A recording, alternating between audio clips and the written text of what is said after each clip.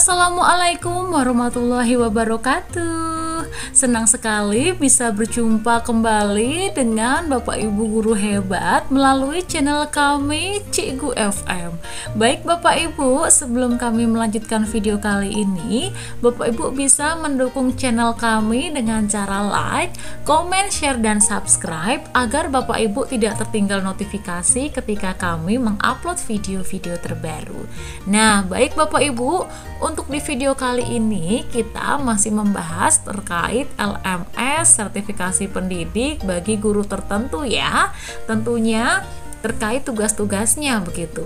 Nah, di LMS sertifikasi pendidik bagi guru tertentu, Bapak Ibu disajikan 3 modul ya yang harus diselesaikan agar nanti dapat mengikuti UKP PPG begitu. Nah, ketiga modul tersebut adalah prinsip pengajaran dan asesmen umum, kemudian pembelajaran sosial emosional, dan yang terakhir adalah pengantar pendidikan anak berkebutuhan khusus. Nah, Bapak Ibu, untuk kedua modul ini semuanya sudah lengkap kami bahas di video-video sebelumnya. Jadi jika Bapak Ibu tertinggal bisa melihat di playlist channel YouTube kami dengan judul PPG Guru Tertentu. Nah, Bapak Ibu, untuk di video kali ini kita akan membahas terkait pengantar pendidikan anak berkebutuhan khusus. Baik, di modul yang ketiga ini pengantar pendidikan anak berkebutuhan khusus, Bapak Ibu disajikan 2 topik ya. Yang pertama topik keragaman peserta didik. Ini sudah pernah kami bahas di video-video sebelumnya. Jadi jika Bapak Ibu tertinggal bisa melihat di playlist channel YouTube kami dengan judul PPG Guru Tertentu. Nah, kemudian kita lanjut ke topik yang kedua, pendidikan inklusif. Nah, inilah yang akan kita bahas di video kali ini Bapak Ibu ya. Baik, di topik kedua pendidikan inklusif ini Bapak Ibu kita akan membahas alur merdeka yang terakhir ya, yaitu A-nya aksi nyata. Dengan aktivitasnya pendidikan inklusif itu mudah bukan? Nah, seperti itu Bapak Ibu ya, ini akan kita bahas di video kali ini. Namun Bapak Ibu, untuk aktivitas alur merdeka yang lainnya seperti mulai dari diri ya, ada 2 aktivitas ini. Kemudian eksplorasi konsep, ada 5 aktivitas ini. Kemudian ruang kolaborasi, 1 aktivitas. Demonstrasi kontekstual, 1 aktivitas. Elaborasi pemahaman, 1 aktivitas juga. Dan koneksi antar materi juga aktivitas. Ini semua ke-6 alur merdeka ini sudah pernah kami bahas di video-video sebelumnya. Jadi jika Bapak Ibu tertinggal bisa melihat di playlist channel YouTube kami dengan judul PPG Guru Tertentu. Nah, langsung saja Bapak Ibu ya, kita masuk ke dalam aksi nyata pendidikan inklusif itu mudah bukan? Baik Bapak Ibu, di aksi nyata pendidikan inklusif itu mudah bukan? Di sini Bapak Ibu akan diberikan sebuah ini ya, pertanyaan begitu ya. Di sini Bapak Ibu diminta untuk membuat sebuah ringkasan ya. Bisa berupa bitmap, infografik, atau sebuah ringkasan itu sendiri. Nah, di ringkasan tersebut Bapak Ibu harus merefleksikan pembelajaran dengan menjawab ketiga pertanyaan ini ya. Terkait pemahaman baru apa yang Anda dapatkan setelah mempelajari konsep pendidikan inklusif, kemudian bagian manakah dari konsep pendidikan inklusif dan kaitannya dalam pembelajaran yang paling menantang, dan yang terakhir, hal lain apa yang ingin Anda pelajari lagi terkait pendidikan inklusif dan kaitannya dengan pendidikan. Nah, itu adalah ketiga pertanyaan untuk merefleksikan pembelajaran inklusif tersebut. Nah, setelah Bapak Ibu membuat refleksi melalui ketiga pertanyaan tersebut ya, Bapak Ibu silakan menuliskan rancangan atau rencana aksi nyata terkait pembelajaran yang inklusif berdasarkan konsep pendidikan inklusif yang telah Bapak Ibu guru pelajari. Kemudian simpan hasilnya pada folder tugas yang Bapak Ibu guru miliki. Silahkan disimpan di folder tugas Bapak Ibu miliki ya, biasanya disimpan di laptop. Nah, selain disimpan di laptop, silahkan di-upload di Google Drive Bapak Ibu masing-masing sebagai portofolio digital Bapak Ibu ya. Siapa tahu nanti ada teman yang minta, siapa tahu nanti dari pihak LMS, dari Kemendikbud itu meminta, jadi kita tinggal menautkannya. Kalau di laptop kan kadang hilang, kadang lupa naruhnya di mana, begitu ya. Tapi kalau sudah dalam portofolio digital, kita tinggal kirim-kirim linknya saja Bapak Ibu. Nah, seperti itu Bapak Ibu ya. Baik, langsung saja Bapak Ibu ya kita kerjakan untuk aksi nyata pada topik kedua di modul ketiga ini ya. Namun sebelumnya silakan ini di-download dulu Bapak Ibu ya, dengan mengklik teks ini yang berwarna biru ya, silakan diklik. Nah, akan diarahkan ke halaman download. Sepertinya sudah selesai Bapak Ibu. Mari kita lihat di laptop kita bagian download ya. Ya, ini kita rename saja.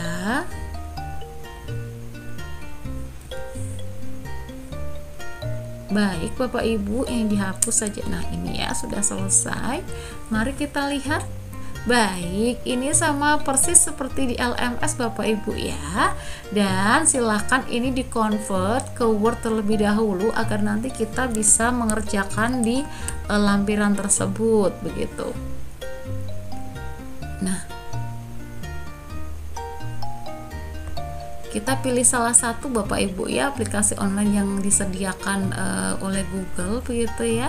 Kita pilih yang mudah atau yang sering digunakan saja biar tidak bingung ya. Nah, ini prosesnya tinggal mendownload. Ya, sudah selesai Bapak Ibu, kita buka ya. Nah, ini adalah versi Word-nya Bapak Ibu ya, sudah siap untuk dikerjakan di bawahnya sini ya.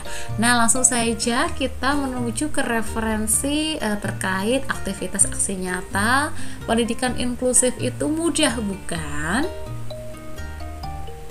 Nah, Bapak Ibu, inilah referensi aksi nyatanya ya. Namun sebelumnya ketika Bapak Ibu mengerjakan, silakan diberikan identitas diri terlebih dahulu. Kemudian berikan identitas tugasnya, yaitu pada modul ketiga alur merdekanya aksi nyata, topik keempat dengan aktivitas aksi nyatanya. Pendidikan inklusif itu mudah bukan? Begitu. Kemudian ini masih sama instruksinya ya, tadi sudah dijelaskan, membuat sebuah ringkasan refleksi pembelajaran dengan menjawab ketiga pertanyaan, kemudian dilanjut menuliskan sebuah rancangan atau rencana aksi nyata terkait pembelajaran inklusif yang berdasarkan konsep inklusif ya, yang telah dipelajari di modul begitu ya. Langsung saja Bapak Ibu ya kita ke jawaban. Yang pertama adalah pemahaman baru tentang pendidikan inklusif ya. Jadi setelah mempelajari konsep pendidikan inklusif, saya mendapatkan pemahaman yang lebih mendalam tentang pentingnya menciptakan lingkungan belajar yang setara dan inklusif bagi semua siswa tanpa terkecuali. Beberapa pemahaman baru yang saya dapatkan antara lain, yang pertama, pendidikan inklusif bukan hanya tentang anak berkebutuhan khusus. Konsep ini lebih luas, mencakup semua siswa dengan latar belakang, kemampuan, dan gaya belajar yang berbeda. Kemudian, inklusi membutuhkan perubahan sistemik. Jadi tidak hanya melibatkan guru, tetapi juga sekolah, keluarga, dan masyarakat secara keseluruhan. Kemudian Bapak Ibu, setiap siswa memiliki potensi ya, di mana tugas pendidik adalah menemukan dan mengembangkan potensi tersebut serta memberikan dukungan yang diperlukan. Lanjut Bapak Ibu, yaitu kolaborasi adalah kunci. Jadi, kerjasama antara guru, orang tua, dan tenaga pendukung lainnya sangat penting untuk keberhasilan pendidikan inklusif. Selanjutnya yang terakhir yaitu pembelajaran yang berpusat pada siswa, di mana pendidikan inklusif mendorong pembelajaran yang disesuaikan dengan kebutuhan dan minat masing-masing siswa. Nah, itu adalah referensi jawaban nomor 1 Bapak Ibu ya, terkait pemahaman baru tentang pendidikan inklusif. Silakan Bapak Ibu bisa disimak kembali sebelum kami melanjutkan ke pertanyaan yang kedua ya.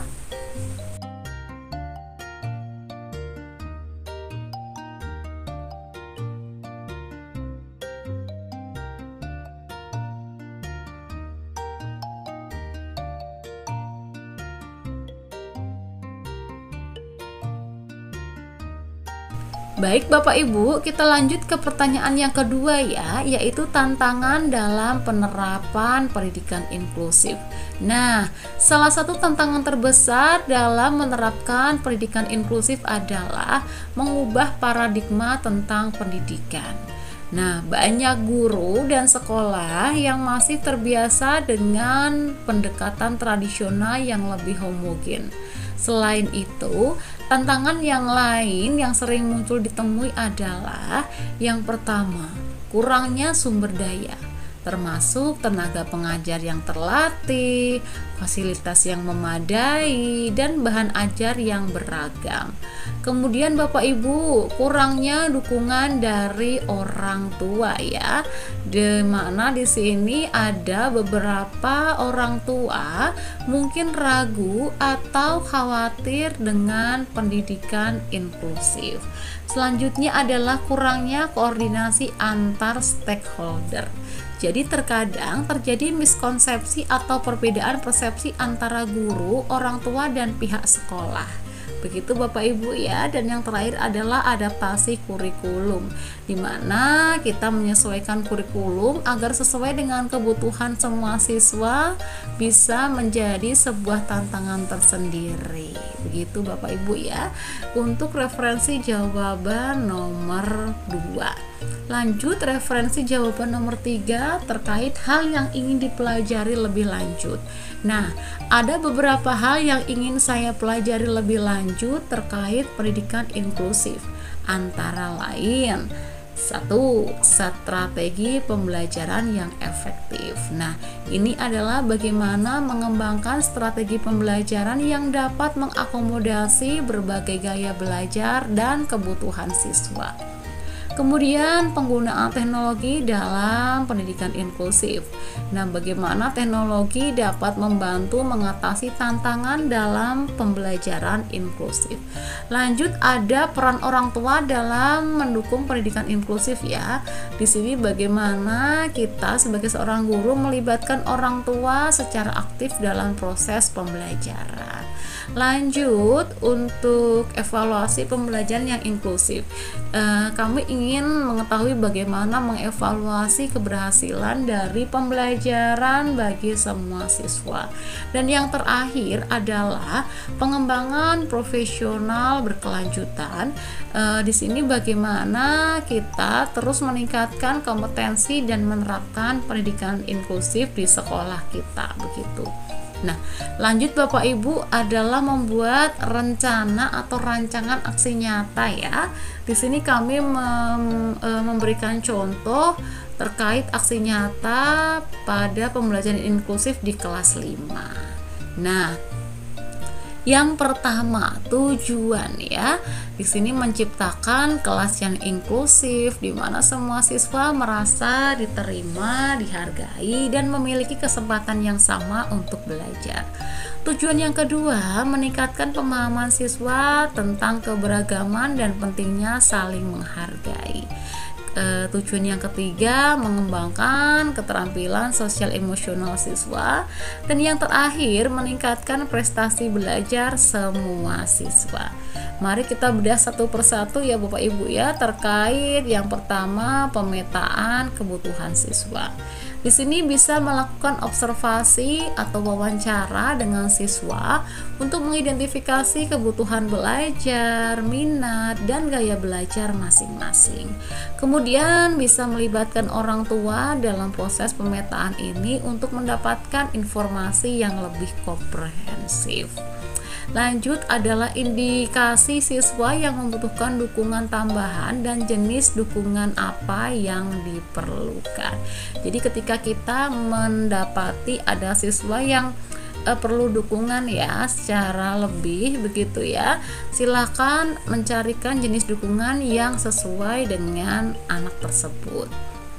Nah, yang kedua adalah dengan memodifikasi kurikulum dan metode pembelajaran. Nah, Bapak Ibu bisa menyesuaikan materi pembelajaran dengan tingkat kemampuan dan gaya belajar siswa. Kemudian gunakan berbagai metode pembelajaran yang bervariasi seperti diskusi kelompok, proyek, presentasi, atau PBL ya, pembelajaran berbasis masalah. Lanjut Bapak Ibu, menyediakan bahan ajar yang beragam termasuk media visual, audio, dan teks begitu ya. Kemudian Bapak Ibu, yang ketiga adalah penciptaan lingkungan belajar yang inklusif. Nah, di sini Bapak Ibu mesti menciptakan suasana kelas yang positif, yang aman, yang menghargai perbedaan begitu ya, yang pula menyenangkan ya, saling menghormati begitu. Kemudian mendorong kerjasama antar siswa melalui kegiatan kelompok.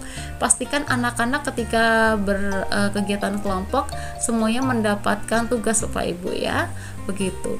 Gunakan bahasa yang inklusif dan hindari menggunakan kata-kata yang berkonotasi negatif. Yang sabar Bapak Ibu ya, begitu. Kemudian display karya siswa yang beragam di kelas untuk menunjukkan bahwa semua pendapat dan ide dihargai. Jadi semua aktivitas anak portofolionya silakan dijadikan satu di stopma begitu ya, atau ada yang ditempelkan di kelas begitu, di tembok-tembok atau apa begitu ya, sebagai apresiasi untuk anak-anak begitu. Kemudian yang keempat, kolaborasi dengan guru dan tenaga pendukung. Di sini bisa berkolaborasi dengan guru mata pelajaran lain untuk menyelesaikan pembelajaran. Nah, di sini bekerja sama dengan guru BK untuk memberikan dukungan sosial emosional kepada siswa. Nah, yang ini khusus untuk yang SMP, SMA Bapak Ibu ya. SMP, SMA, SMK begitu. Nah, kemudian libatkan tenaga pendukung lainnya seperti terapis atau tutor jika diperlukan. Nah, lanjut Bapak Ibu terkait evaluasi dan refleksi. Di sini kita sebagai seorang guru harus melakukan refleksi secara berkala untuk melihat sejauh mana keberhasilan pelaksanaan pembelajaran inklusif. Nah, kemudian mungkin sewaktu-waktu ya, kita bisa mengumpulkan umpan balik dari siswa, orang tua, atau rekan sejawat. Di sini jika tidak bertemu dengan orang tua bisa melalui WhatsApp grup Bapak Ibu ya, begitu. Lanjut, kita juga memberikan umpan balik kepada siswa, orang tua, dan rekan kerja. Nah, kita kumpulkan ya setelah dikerjakan begitu.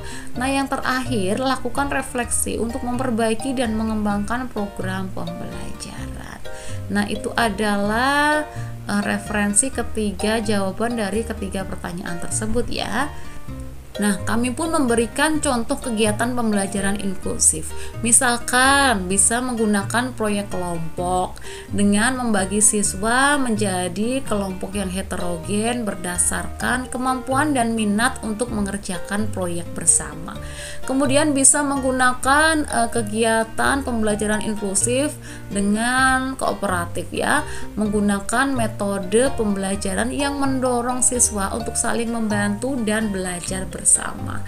Kemudian bisa pula dengan lebih ke pusat pembelajaran ya, menyediakan berbagai pusat pembelajaran di kelas dengan materi yang berbeda-beda sehingga siswa dapat memilih sesuai dengan minat dan kemampuannya. Ini berdiferensiasi Bapak Ibu. Kemudian akomodasi ya, kita memberikan pula waktu tambahan, alat bantu atau instruksi yang berbeda untuk siswa yang membutuhkan. Ini untuk spesial ya Bapak Ibu ya, untuk anak-anak yang spesial.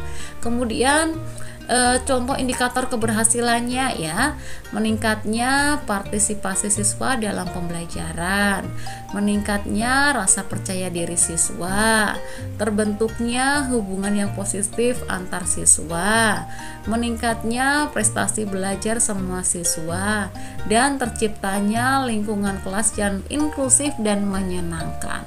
Nah, itu adalah indikator dari keberhasilan pembelajaran inklusif. Nah, seperti itu Bapak Ibu ya, terkait refleksi melalui menjawab 3 pertanyaan tersebut, kemudian membuat sebuah rencana atau rancangan aksi nyata pembelajaran inklusif di kelas. Nah, seperti itu Bapak Ibu ya untuk referensi dari kami. Mungkin untuk rancangan aksi nyatanya bisa kami tampilkan sekali lagi, jadi silahkan Bapak Ibu untuk menyimak dengan baik ya.